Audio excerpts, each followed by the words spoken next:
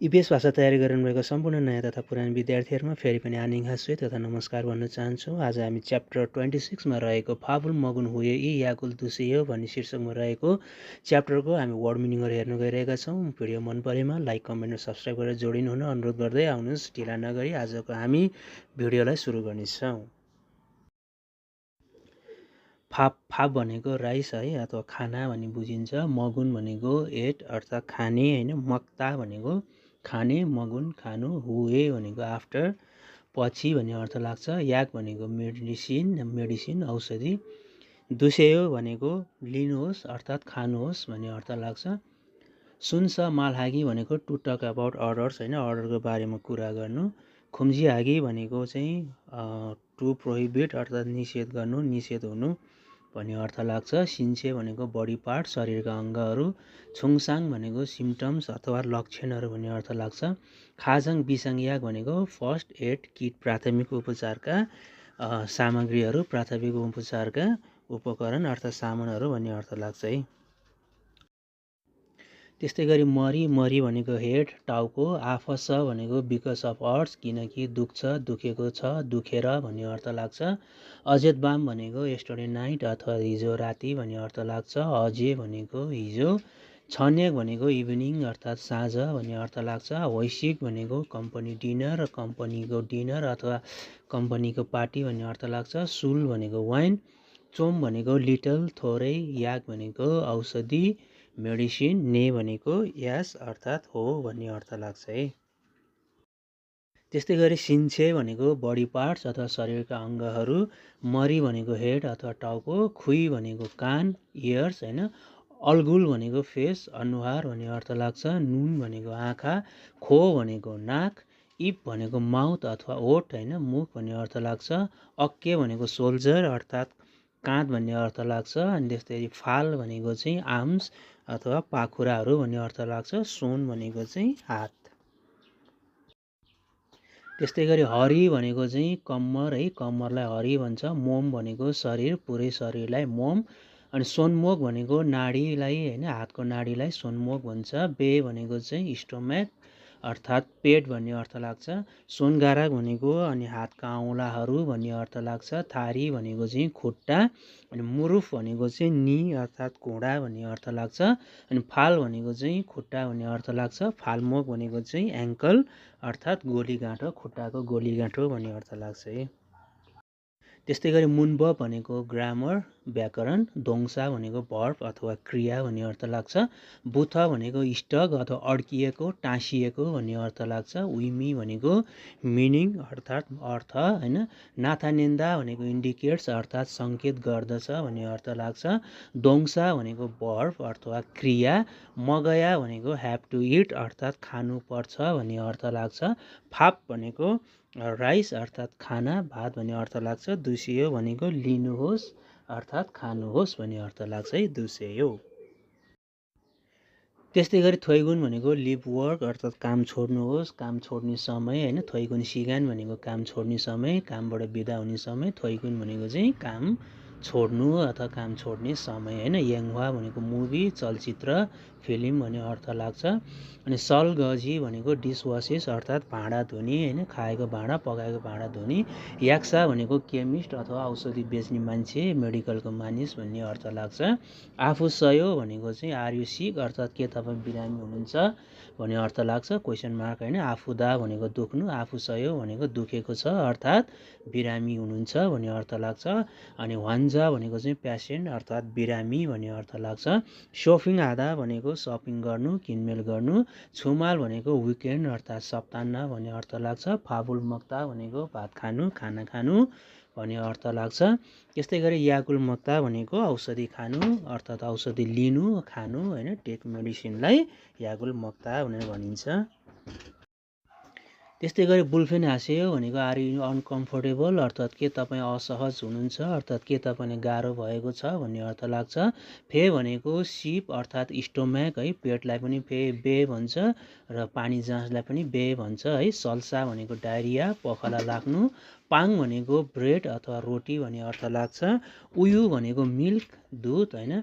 इसाङ हेसयो भनेको it was strange अर्थात् यो अनौठो थियो अर्थात् यो अनौठो छ भन्ने अर्थ लाग्छ। युजेफुम भनेको डेरी प्रोडक्ट अर्थात् डेरीका उत्पादनहरू जस्तै दुध दही घिउ महीहरूलाई युजेफुम भनिन्छ। आल्गे सुम्निदा भनेको अल राइट अर्थात् ठिक छ ठिकै छ भन्ने अर्थ लाग्छ। अहुई भनेको भोकाबुलरी अर्थात् शब्दावली। छुङसाङ भनेको सिम्टम्स अथवा लक्षणहरूलाई छुङसाङ भनेर भनिन्छ। त्यस्तै गरी खाम्गिए खलिदा भनेको टुकिया छ कोल्ड अथवा चिसो लाग्नु रुगा लाग्नुलाई खाम्गिए खलिदा भनिन्छ। एरिनादा भनेको ज्वरो आउनुलाई जो एरिनादा भनिन्छ। अनि गिछिमुल हादा भनेको खोकी लाग्नु टु कफ होइन। अनि खोतमुली नादा भनेको नाक बग्नु नाकबाट पानी बग्नु रुगा लाग्नुलाई होइन खोतमुली नादा भनिन्छ। बेथाली नादा भनेको चाहिँ पेट खराब हुनु पेट दुख्नु पखाला लाग्नुलाई बेथाली नादा भनिन्छ। सल्सारुल हादा भनेको डायरिया लाग्नु पखाला लाग्नु। अनि सोहागी आन्थोइदा भनेको चाहिँ अपच हुनु होइन खाएको नपच्नु होइन सोहागी आन्थोइदा भनी। थोहादा भनेको भमिट गर्नु बान्ता गर्नुलाई थोहादा भनिन्छ। सोनुल पेदा भनेको चाहिँ औँला काटिनु होइन हातको औँलालाई काट्नुलाई सोनुल पेदा भनिन्छ। अनि त्यस्तै गरी सोनुल तेदा भनेको चाहिँ हात पोल्नु है हातहरू पोल्नुलाई सोनुल तेदा भनेर भनिन्छ। त्यस्तै गरी फाल्मोगुल पिदा भनेको चाहिँ गोलीगाँठा मड्किनु खुट्टाको गोलीगाँठा मड्किनुलाई फाल्मोगुल पिदा भनिन्छ। थारिगा फुरछिदा भनेको चाहिँ खुट्टा भाँच्नु भन्ने अर्थ लाग्छ। थारिगा फुरछिदा। मुनबब भनेको ग्रामर दोङसा भनेको क्रिया। हेङविरुल भनेको एक्ट अर्थात् कार्य भन्ने अर्थ लाग्छ। येली भनेको ज्वरो। फाके भनेको चाहिँ आउटसाइड भन्ने अर्थ लाग्छ। सोहागी भनेको डाइजेसन अर्थात् पाचन भन्ने अर्थ लाग्छ। गेसोक भनेको कन्टिन्यू होइन लगातार जारी राख्नुलाई खेसोक भनिन्छ। दुसेयो भनेको लिनुहोस् अर्थात् खानुहोस् भन्ने अर्थ लाग्छ। त्यस्तै गरी येन्सुप भनेको प्र्याक्टिस अर्थात् अभ्यास भन्ने अर्थ लाग्छ है। त्यस्तै गरी वाल्दोङ भनेको एक्टिभिटी अर्थात् गतिविधि भन्ने अर्थ लाग्छ। फाके नागादा भनेको बाहिर जानुहोस् अर्थात् बाहिर जानु भन्ने अर्थ लाग्छ। एलई मानी नादा भनेको to have a high fever अर्थात् उच्च ज्वरो आउनु धेरै ज्वरो आउनु भन्ने अर्थ लाग्छ। खेसोक थोआदा भनेको लगातार भमिट गरिरहनु अथवा फ्याँकिरहनु होइन भमिट गर्नु हो विशेष चाहिँ खेसोक थोआदा भनेको होइन फ्याँक्नु अथवा भमिट गर्नु भन्ने अर्थ लाग्छ। सोन उल तेस्ता भनेको हात चाहिँ जलाएँ अर्थात् मेरो हात पोले भन्ने अर्थ लाग्छ। खेसोक सल्सारुल हादा भनेको पखाला चाहिँ लागिरहनु होइन पखाला लाग्न जारी भइरहनुलाई खेसोक सल्सारुल हादा। खेसोक भनेको लगातार सल्सा भनेको पखाला हादा भनेको हुनु है। अनि अर्को रहेको छ फाल्मोकुल पियस्ता भनेको घुँडा भाँचिनु अथवा मड्किनु भन्ने अर्थ लाग्छ। मानी खत्ता भनेको धेरै हिँड्नु भन्ने अर्थ लाग्छ। आइसुखिरिमुल मक्ता भनेको आइसक्रिम खानु अर्थात् खाने भन्ने अर्थ लाग्छ। योरिरुल हादा भनेको चाहिँ कुक अर्थात् पकाउने भन्ने अर्थ लाग्छ है। योरिरुल हादालाई पकाउनु कुक गर्नुलाई योरिरुल हादा भनिन्छ। त्यस्तै गरी छङ्बो भनेको इन्फर्मेसन जानकारी। अनि अर्को रहेको छ खाजङ बिसाङ याक भनेको प्राथमिक उपचार किट अथवा प्राथमिक उपचारको औषधिहरू होइन। अनि त्यस्तै गरी बोङथे भनेको कपडाको पट्टी। अनि आलियाक भनेको ट्याब्लेट भयो। अनि याङजे भनेको चाहिँ पोषण पूरक होइन पोषण तत्त्व खानेकुराहरू भयो। आन्याक भनेको आइड्रप भयो। येन्गो भनेको मलम।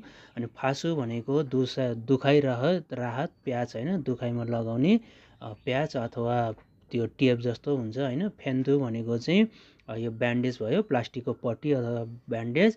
बान्छाङ्गो भनेको चाहिँ ब्यान्डेड भयो होइन ब्यान्डेजलाई चाहिँ बान्छाङ्गो भनिन्छ। सोदोक याक भनेको चाहिँ एन्टिसेप्टिक औषधि है एन्टिसेप्टिक औषधिलाई चाहिँ सोदोक याक भनेर भनिन्छ है। त्यस्तै गरी याकगुक भनेको फार्मेसी है औषधि बेच्ने पसल। याकगुक मुन भनेको डोर अथवा ढोका भन्ने अर्थ लाग्छ। तातुमेन भनेको यदि बन्द गर्यो भने भन्ने अर्थ लाग्छ बन्द गर्नुहोस् अथवा बन्द गर्यो भने भन्ने अर्थ लाग्छ। नुजुन भनेको लेट अर्थात् ढिलो नुच्ता होइन नुच्ता लेट नुजुन। बाम भनेको नाइट अथवा रातिको समय। खोङयोइल भनेको पब्लिक होलिडे सार्वजनिक बिदाहरू भन्ने अर्थ लाग्छ। खाप्चाकी भनेको सडनली अर्थात् अचानक भन्ने अर्थ लाग्छ। फेन्विजमे भनेको एट द कन्भिनियन्स स्टोर अर्थात् सुविधाजनक स्टोर अर्थात् डिपार्टमेन्टल स्टोर भन्ने अर्थ लाग्छ। बिसाङ याक भनेको इमर्जेन्सी मेडिसिन आपतकालीन औषधि भन्ने अर्थ लाग्छ। खाम्गीयाक भनेको कोल्ड मेडिसिन अर्थात् चिसो लाग्दा खाने औषधिलाई खाम्गीयाक अर्थात् खोकी लाग्दा खाने औषधिलाई खाम्गीयाक भनिन्छ है। त्यस्तै गरी सोहाजे भनेको डाइजेसन मेडिसिन अर्थात् पाचन औषधि भन्ने अर्थ लाग्छ। छिनथोङ्जे भनेको पेन किलर अर्थात् दुखाइ निवारक, दुखाइ हुँदा खाने औषधि है पेन किलर छिनथोङ्जे। हेएलजे भनेको चाहिँ फिभर रिड्युसर अर्थात् ज्वरो घटाउने औषधि होइन। हेएलजे भनेको फासु भनेको दुखाइ राहत प्याज होइन, दुखाइमा लाउने प्याज अथवा टेप जस्तो हुन्छ होइन। येन्गो भनेको मलम। खाम्गीयाक भनेको खोकी चिसोमा खाने औषधि। सोहाजे भनेको डाइजेसन मेडिसिन पाचन पखाला लाग्दा खाने औषधि अथवा पाचन गर्ने औषधि होइन। छिनथोङ्जे भनेको चाहिँ पेन किलर दुखाइ निवारक अथवा दुखाइ हुँदाखेरि खाने औषधि। हेएलजे भनेको चाहिँ फिभर रिड्युसर अथवा ज्वरो घटाउने औषधिलाई चाहिँ हेएलजे भनेर भनिन्छ। त्यस्तै गरी याग्गुक भनेको फार्मेसी अथवा औषधि बेच्ने पसल। सिक्ताङ भनेको रेस्टुरेन्ट। उनहेङ भनेको ब्याङ्क होइन। फेक्वाजम भनेको डिपार्टमेन्ट स्टोर। अनि अल्गुली भनेको फेस द अनुहार होइन, अनुहारमा भन्ने अर्थ लाग्छ। अल्गुल भनेको फेस, ई भनेको मा। बेथाल भनेको अथवा अपसेट स्टोमेक होइन, खराब पेट खराब हुनु होइन। अनि छामकानमान भनेको वेट फर अ सेकेन्ड अथवा एकैछिन पर्खिनुहोस्, एक सेकेन्ड पर्खिनुहोस् भन्ने अर्थ लाग्छ। खेदारिसयो भनेको प्लिज वेट अर्थात् केही बेर पर्खनुहोस् भन्ने अर्थ लाग्छ। नेबोकयाक भनेको मेरो औषधि अर्थात् माई मेडिसिन भन्ने अर्थ लाग्छ। योङबक भनेको चाहिँ युजेस अर्थात् प्रयोग भन्ने अर्थ लाग्छ है। योङबक भनेको प्रयोग। त्यस्तै गरी मेसेकु भनेको आफ्टर एभ्री मिल भनेको प्रत्येक खानापछि भन्ने अर्थ लाग्छ। मेसिकु भनेको अनि बुनबोक्युङ भनेको मिनेट डोज अर्थात् मिनेट खुराक, मिनेटमा खाने होइन, मिनेट खुराक भनिन्छ। फोसिक बोक्युङ भनेको चाहिँ take one pill a time एक समयमा एक गोली लिनुहोस् भन्ने अर्थ लाग्छ। हानबन भनेको एकपटक, दुबन भनेको दुईपटक, सेबन भनेको तीनपटक, नेबन भनेको चारपटक। अनि बान्जाङनिम भनेको क्याप्टेन अथवा म्यानेजर भन्ने अर्थ लाग्छ। आजिक्दो भनेको स्टिल अझै पनि होइन, अझै पनि, आजिक्दो अझै पनि भन्ने अर्थ लाग्छ। सुइरेगो भनेको टु रेस्ट अर्थात् आराम गर्ने भन्ने अर्थ लाग्छ है। सुइरेगो आराम गर्नु। हुन्छ, भिडियो अन्तिमसम्म हेरेर साथ दिनुभएको लागि यहाँलाई फेरि पनि धन्यवाद भन्दछु। यस्तै आउँदा दिनहरूमा पनि थप अरू च्याप्टरहरूको वर्ड मिनिङहरूको भिडियो चाहनुहुन्छ भने च्यानलमा सब्सक्राइब गरेर जोडिनु हुन अनुरोध गर्दै आजलाई बिदा हुन चाहन्छु। खाम्सामिदा तोमन्नायो।